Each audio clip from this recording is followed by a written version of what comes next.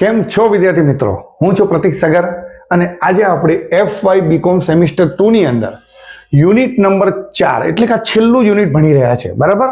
અસતત વિતરણ 2 એનું નામ છે અને આજે આપણે એનો ભાગ ભણી રહ્યા છે બીજો.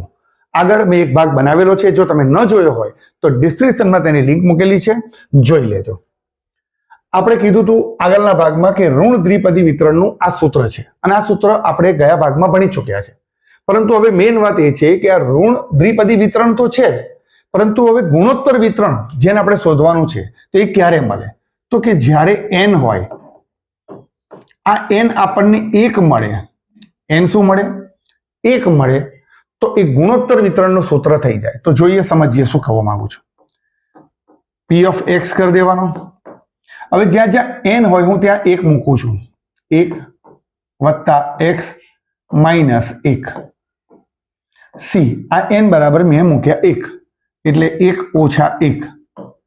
p ની ઉપર 1 ઘાત અને q ની ઉપર x ઘાત. હવે તમે જુઓ, આ 1 અને આ 1 બંને ઉડી જાય તો બચ્યું કોણ? x.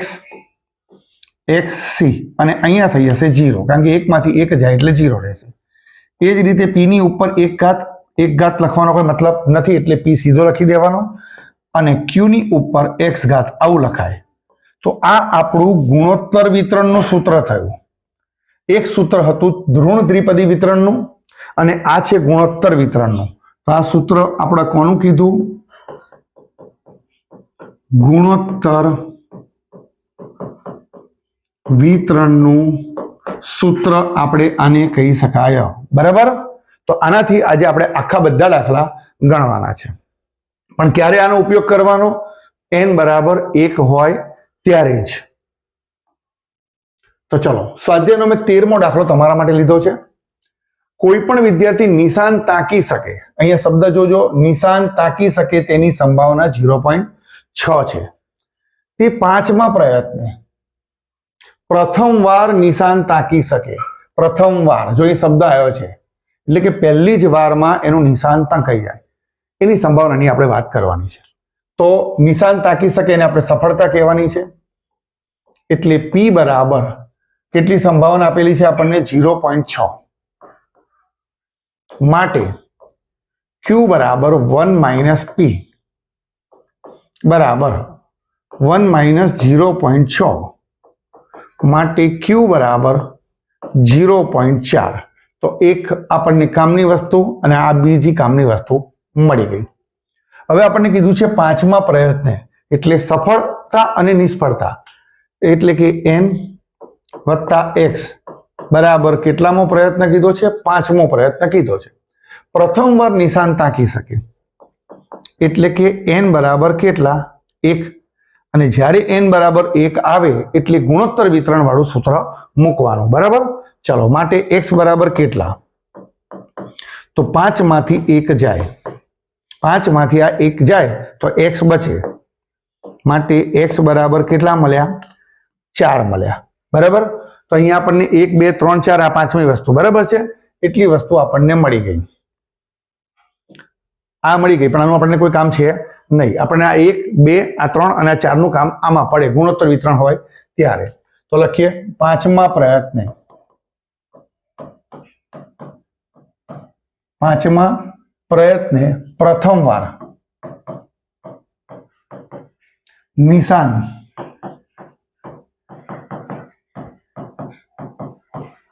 તાકી શકે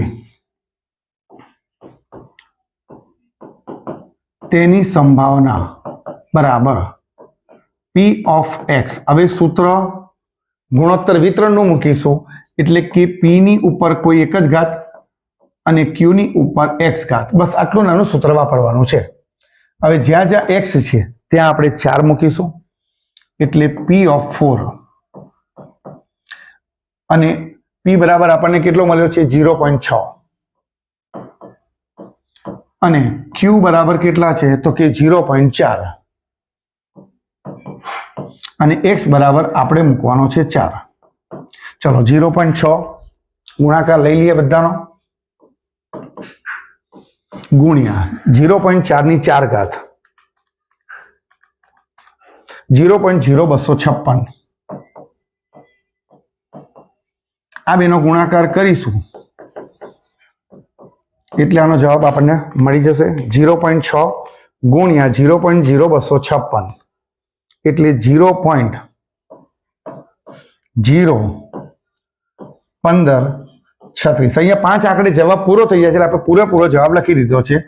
બરાબર, આ આપણો જવાબ આ દાખલાનો આવી ગયો. તમે બંને સૂત્રની જે ફરક છે આમાં અને પેલામાં એ બરાબર ધ્યાનથી સમજી લેજો. એક ગુણોત્તર છે અને એક ઋણ છે.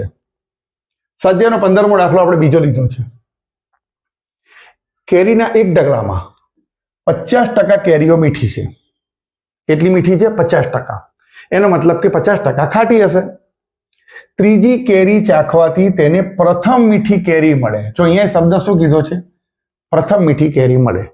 તો આપણે મીઠી કેરીની સંભાવના એટલે મીઠી કેરીને સફળતા કીધી છે તો 50%. પી બરાબર કેટલા છે? 50%. માટે પી બરાબર 50/100 કહેવાય. અને જો આનો આપણે છેદ ઉડાવીએ 50/100 કરીએ તો 0.5 આપણને મળે.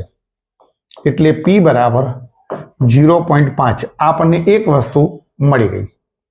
માટે ક્યુ બરાબર 1 - પી. 1 માંથી 0.5 જાય માટે ક્યુ બરાબર 0.5. હવે આગળની વાત કરીએ. ત્રીજી કેરી ચાખવાથી એટલે કે સફળતા અને નિષ્ફળતાનું ટોટલ એટલે કે n + x બરાબર 3.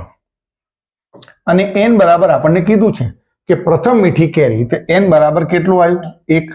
જો n બરાબર 1 આવે તો આપણે ગુણોત્તર વિતરણનું સૂત્ર મૂકવાનું. માટે x બરાબર 3 - 1. 3 માંથી 1 જાય માટે x બરાબર આપણને મળ્યા 2. ઓકે, જેટલી જોઈતી હતી એટલી વસ્તુ આપણને મળી ગઈ છે. હવે દાખલો ગણી કાઢીએ. ત્રીજી કેરી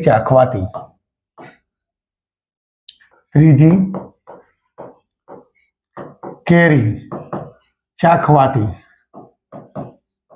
પ્રથમ મીઠી કેરી મળે તેની સંભાવના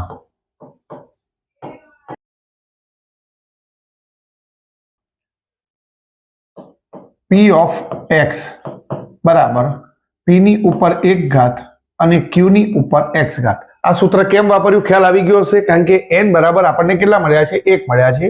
એટલે હવે જ્યાં x છે ત્યાં આપણે શું મૂકીશું? 2 મૂકીશું. P બરાબર કેટલા મૂકીશું? 0.5. અને Q બરાબર પણ કેટલું છે? 0.5. જોઈ લો. અને એની ઉપર x ઘાત એટલે કે 2 ઘાત 0.5 બરાબર લખી દઈએ આપણે. 0.5 ગુણ્યા 0.5 ની 2 ઘાત એટલે 0.25. અને આ બેનો ગુણાકાર કરીએ એટલે આપણને જવાબ મળી જશે 0.5 ગુણ્યા 0.25 તો 0.125 આપણને જવાબ મળ્યો. આ આપણો જવાબ આવી ગયો છે. બરાબર, હજી એક દાખલો આપણે જોઈ લઈએ. સ્વાધ્યાયનો 25મો દાખલો છે, એનો સી મેં લીધેલો છે. બરાબર, આ દાખલો પણ તમારી યુનિવર્સિટીમાં પૂછાયેલો છે. કોઈ એક વ્યક્તિ કોઈ પણ પ્રયત્નમાં નિશાન વિધી શકે તેની સંભાવના, જો નિશાન વિધી શકે તેની સંભાવના કેટલી છે? 0.8 છે. તો તે વ્યક્તિ 8મા પ્રયત્ને પ્રથમ વખત નિશાન વિધી શકે તેની સંભાવના શોધો. આપણને કીધું છે નિશાન વિધી શકે તેની સંભાવના એટલે આપણે P બરાબર ઉપરનું કહીશું 0.8. માટે Q બરાબર 1 - P એટલે 1 - 0.8 માટે Q બરાબર 0.2 એટલે આપણને P મળી ગયો, Q પણ મળી ગયો. હવે આગળ કીધું છે વ્યક્તિ 8મા પ્રયત્ને એટલે કે n + x બરાબર કેટલા? 8 પ્રથમ પ્રયત્ન વખતે નિશાન વિધી શકે તો n બરાબર આપણને કેટલા મળ્યા? 1 મળ્યા. અને n બરાબર 1 આવે એટલે આપણે ગુણોત્તર વિતરણનું સૂત્ર મૂકવાનું યાદ રાખજો. બરાબર? ચલો, x બરાબર કેટલા? તો કે 8 માંથી 1 જાય માટે x બરાબર 7. આપણને જોઈતી વસ્તુઓ મળી ગઈ છે. તો ચલો આપણે દાખલો લખીએ. 8મા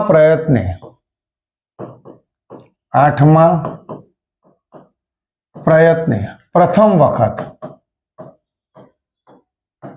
નિશાન વિધી શકે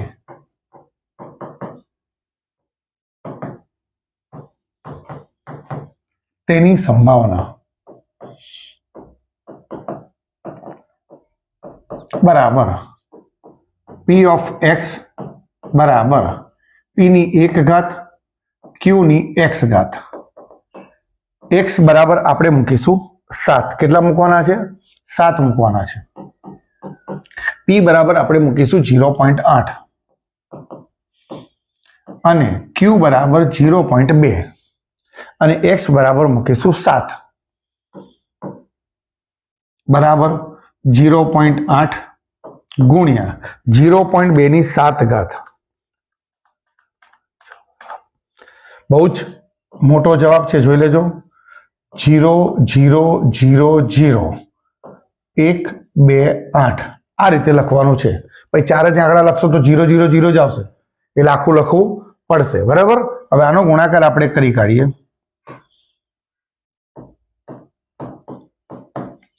0.8 ગુણ્યા 0.0000 128 અને એનો જવાબ પણ ઘણો લાંબો છે. તો 0.0000 4 વાર 0 છે અને પછી છે 10 24. તો અત્યાર સુધી હું કહેતો આવ્યો છું કે પોઈન્ટ પછી 4 આંકડા લખવા, પણ 4 આંકડા લખીશું તો જવાબ 0 થઈ જાય, એટલે લખાય નહીં. એટલે પૂરેપૂરો લખી દેજો. આ આપણો જવાબ આવી ગયો છે આ દાખલાનો. બરાબર? હજી એક દાખલો આપણે જોઈ લઈએ. સ્વાધ્યાયનો 26મો દાખલો અને એનો બી લીધો છે. આ દાખલો પણ તમારી યુનિવર્સિટીમાં પૂછાયેલો છે. બરાબર? એક જથ્થામાં સફરજન ખાટું હોવાની સંભાવના 3/4 છે. એક વ્યક્તિને 5મું સફરજન પ્રથમ વખત મીઠું મળે. અહીંયા પ્રથમ વખત કીધું છે એટલે n બરાબર 1 થશે. ગુણોત્તર વિતરણનો દાખલો થયો, પરંતુ અહીંયા એક સફળતા અને નિષ્ફળતા સમજવામાં જોજો. ઉપર શું કીધું છે? એક જથ્થામાં સફરજન કેવું છે? ખાટું છે. અને આપણને જે સંભાવના શોધવાની કીધી છે તે કીધી છે મીઠું હોય એની. તો મીઠું હોય એને આપણે સફળતા કહેવાનું છે, ખાટું છે એને નિષ્ફળતા કહેવાય. તો અહીંયા આપણને p નથી આપેલો. શું આપેલો છે? q આપેલો છે. એટલે આ વસ્તુ ધ્યાન રાખજો. પરીક્ષાની અંદર મેં તમને પહેલા બી કીધું કે રકમ બરાબરનો નહીં વાંચો તો દાખલો ખોટો પડવાની શક્યતા 100% છે. બરાબર? એટલે અહીંયા જોજો, ખોટું કીધું છે અને આ નિષ્ફળતા કહેવાય. એટલે q બરાબર 3/4 લખવાના. અને હવે આપણે શોધવાનું શું છે? p.